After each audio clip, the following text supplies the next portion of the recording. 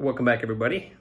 Thanks for joining me here at part 5 of the 100-year-old school desk reclamation project. Getting closer to the end, which is nice. We're going to do some rough assembly, some fitting, a little bit of hand tool work. Stay tuned.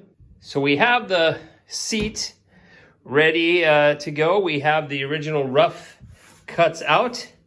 Did a little bit of hand tool work, not too much, because I got to make sure that we can hand fit each individual mortise and tenon fit connection there.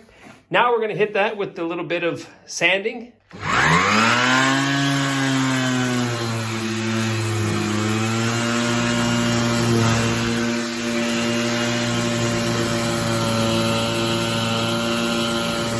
So I've hit this with just 2 layers. I've hit it with a 40 and an 80 grit sandpaper just to knock down the rough edges. It's easier for me to handle it, and it's not nearly as coarse. As you can see, I'm still going to need to trim up where these mortise and tenon joints are going to have to come together. Here's the this is the old seat, and you'll notice that it's quite rounded over here. This is a hand round over, but I've decided that I'm not going to do that all by hand. I'm going to use my my trim router. I got 2 options. I can go with a smaller side, but I think I'm going to take a pretty decent size crack at it here with my 38.1 millimeter.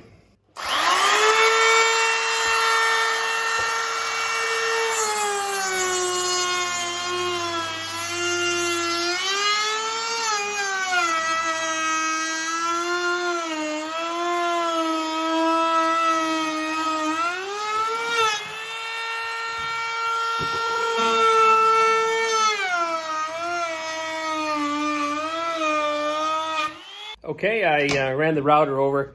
You know, after a little bit of thought, I decided that I wasn't going to go quite as aggressive with that router bit, and I'm happy that I did.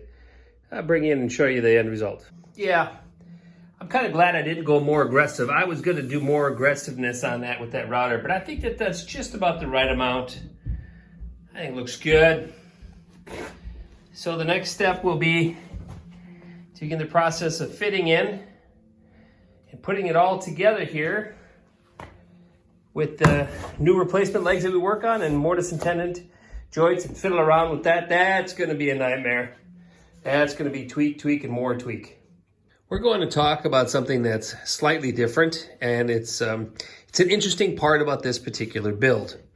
This is the original leg that holds the seat up on the school bench, and this is the replacement 2x4s that we used to create its fix, its replacement part. Notice the patina, the difference. The difference between these 2 pieces of wood, even though they're both pine, really couldn't be any further from each other. You can see where the sun came down here, and it kind of over a period of time really bleached it out and really, I don't know, made it quite gray. And this area is very much has a red tint to it.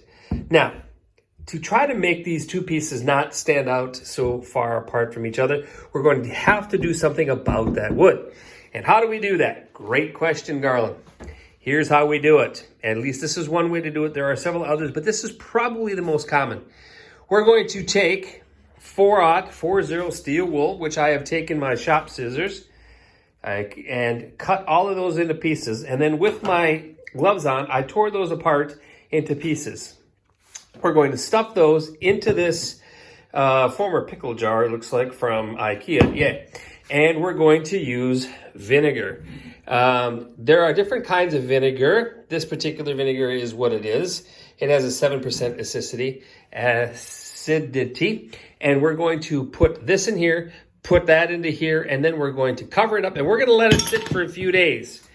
And you'll see what it does later as we try to match as closely as we can the patina of a 100-year-old piece of lumber. We're getting down into the finishing work, and it's kind of hand tool tedious. But one of the things, if you're ever going to do this on your own, you want to do is I want to make sure that this stuff is as flat and level as it can be to each other, because everywhere you go, the in this case, the seat is going to sit. So what I like to do is I like to take this guide and make sure that I make that as level as I can to each other. So if you don't put it into the bench and all of a sudden, oh, the back is too tight, you got to pull it out and figure out what it is. So spend a little bit of time sanding that out level as you can. Hand tools and whatever it is isn't going to get you there. It's just the tedious but important stuff that's going to save your work down the road. Well, done a lot of work since you guys have been away. We're going to do our first dry fit here.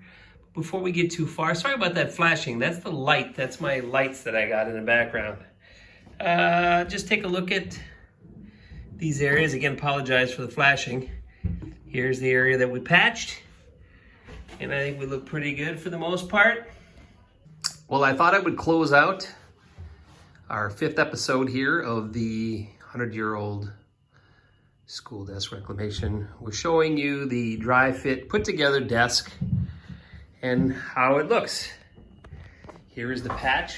You might remember we started on that leg and we moved over to here. We cut the pieces together and you'll see we rounded those off. Here is the seat. Nice little fit we've got here. We'll put in some shims and we've got that here. And here's the other side, is what she looks like. What we're gonna do here is after we get this together, I still have to put dowel rods in the legs. I don't think I'm gonna do anything differently here. I think I'm just gonna put in the dowel rods. There's a slight difference on the inside of the leg.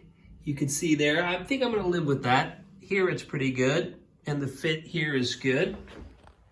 And on the outside, the fit looks pretty good on the outside. So I think I'm gonna leave it at that.